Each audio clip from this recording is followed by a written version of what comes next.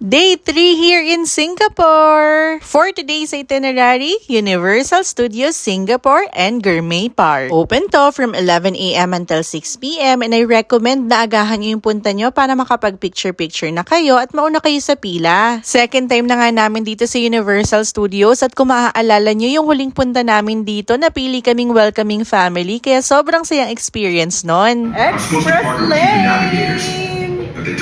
Walang pila! Nasa 3,500 pesos ang one-day admission dito at kailangan mong i-book in advance dahil ubusan. Pwede kayo mag-book ng Universal Express dahil sa dami rin naman ang pumupunta dito. Umaabot ng 1 oras ang pila pero kapag naka-Universal Express ka, usually ikaw agad. At kung hindi nyo pa nababalitaan, nagbabalik na ang Halloween Horror Nights from September 29 until November 4. Ilalagay ko na lang ang booking link sa description box or sa aming Facebook page. I-search nyo lang Team Agad Vlog.